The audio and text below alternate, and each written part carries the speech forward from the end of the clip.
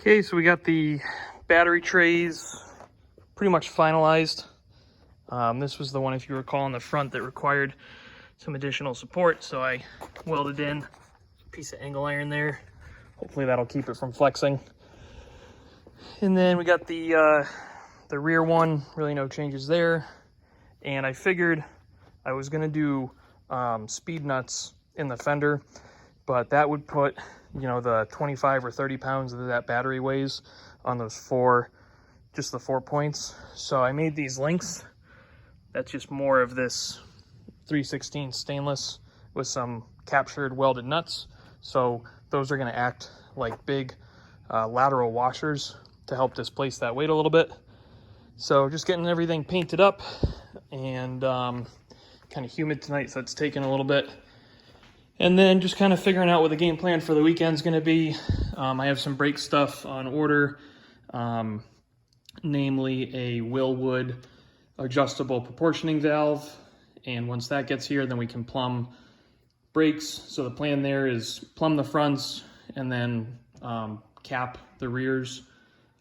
This thing's only going to have front brakes for the time being. The plan is to, once it's running, throw the front drive shaft in it, and that way it can move under its own power, back it out the garage, spin it around, back it in, and then tackle the rear axle swap at that point. So no need for rear brakes until that axle's in.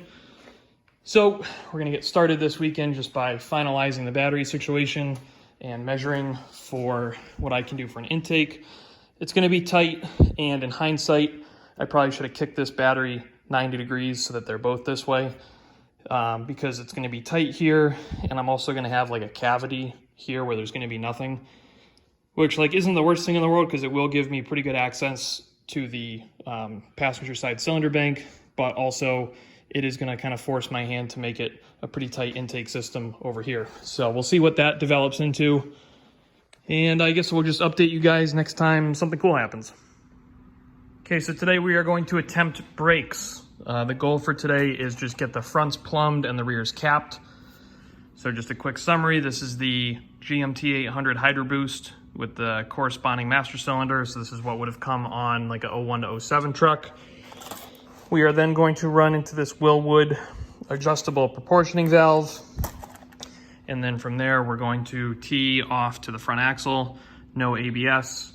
And then I'm just gonna cap the rear because we're not gonna be using this axle, so there's no sense in plumbing brakes yet for this one. So I don't really know a whole hell of a lot about how to do brakes, or brake lines anyway. I don't remember the last time I even tried to do brake lines on this thing, so this might be kind of a shit show, but we will experience it together. Okay, update number one. Built myself a little bracket. It just hangs off of the 2-bolt flange there where the master meets the Hydro Boost. Can't really go anywhere because these two right here touch, so it can't really swing down.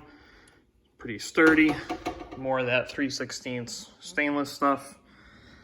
So now that I know where the proportioning valve is going to sit, I can go to work making my lines. Okay, so we're plugging away. As you can see, I decided to pull the fender and the intercooler pipe because I can, and just gonna make everything a hell of a lot easier. So I didn't realize this until 20 minutes ago, but the output on this valve separates front left, front right, which some other valves do not. I suppose it's a good thing. But it does mean that instead of making one coil going down to a T on the frame, I'm gonna have to make 2 coils, which is just gonna take up more space. It is what it is. This is my little cap line. So that's compression or flare, whatever, to an 1/8" pipe plug. As said, that's gonna be done, after the fact when the new rear axle's in. So for the time being, the plan is just to make this thing drive just the front axle and stop just the front brakes so that I can back it out under its own power and spin it around. So I wound up relocating the brake hose mount to the shock tower. That way it's going to keep the brake hose away from the shock, but still use factory mounting points and stuff. So I'm probably gonna have to go ahead and do that on the other side, which is gonna kind of suck because I'm not able to pull the fender over there because the batteries are sitting there and I really don't feel like taking it that far apart. So really what I have left to do is just run the passenger side front brake line and then put my other supply from the master in there, which I've already made. So all things considered, going pretty good. I got the hang of the flaring tool, and the copper nickel stuff is pretty easy to work with. I am gonna need to go get some clips or some sort of fastener so that these things aren't just floating in the breeze, but all in all, going pretty good. So now I'm gonna go tackle that passenger side hardline. Got the hard lines plumbed to the front, finished up that passenger side one. Came out okay. It follows the factory path down the front of the frame, over the horns, and then to the brake hose over there. So I still need to get some sort of clip or retainer for these. I have 1/4-inch P clips that are too big, so I'm gonna look up and probably get something specific for 3/16 brake tubing.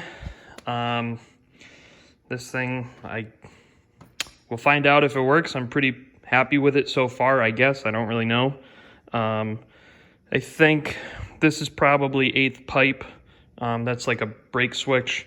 I don't think I'm gonna need that because I think I can retain the one from inside the cab. So if I can verify that that can be deleted, I'll probably plug that. So aside from getting the clips, this is looking pretty good so far. Of course, we won't know till it works, but at least looks good. So none of this really got shown, but I built the fuel filter mount.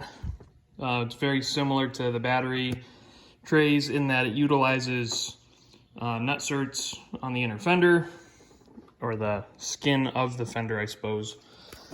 And basically it's just gonna sit there, should give me plenty of clearance, retain my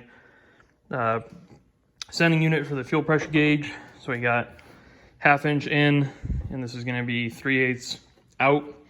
And we're just gonna have to plumb lines down along the rail, or the frame rail. So I'm gonna have to do that once the inner fender's in. Or maybe sneak them like this way or something like that. But that's basically done. And figured I'd just save you guys the trouble of showing you because it's pretty simple how it goes together. So anyway, I guess we're just gonna continue plumbing the fuel system. I was trying to figure out what to do next, and I realized that my list is very quickly running out. So I think this is gonna be it for this video. I'm not really sure how we're gonna chop this one together, but basically a summary of this weekend's progress is we finalized the battery trays, mounted the fuel filter, got the proportioning valve and the front brake lines run. And truth be told, we're actually pretty close to being able to try and fire this thing. Of course, until we hook up all the cab wiring, nothing inside is gonna work. But just to hear this thing run and get some fluids in it and, you know, let it get up to temp and stuff will be pretty cool. So next weekend, I think what I'm gonna do is tackle the battery cable situation, at least get my grounds figured out for like the chassis and the motor and the cab and everything. And then, I mean, depending on how stuff goes, there's a chance that I could hook up to the OBD port, grab the throttle pedal from inside the cab, hook that up just for shits and giggles, and let this thing run for a little bit. We still do have to tackle all the cab wiring, as well as a couple other odds and ends, but this thing is progressing along pretty nice, which is pretty cool. So I think that's gonna do it for this one. I did mention earlier in the video about plumbing the fuel system, and you know, in order to test run this thing, obviously I'm gonna need to hook up some fuel lines and stuff like that. So I'll try and get that on camera as well. I gotta figure out what we're doing for a sump or some sort of fuel draw. I could retain what was there before, but the sump was stupidly put in the front of the tank by yours truly.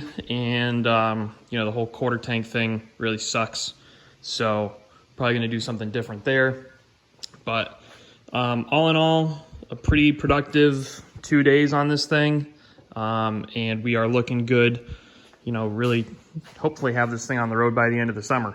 So hopefully we got something cool in store for next weekend, get some more work done on this, and with any luck, maybe we'll get a chance to hear this thing run a little bit. So as always, thanks for watching, and we'll catch you in the next one.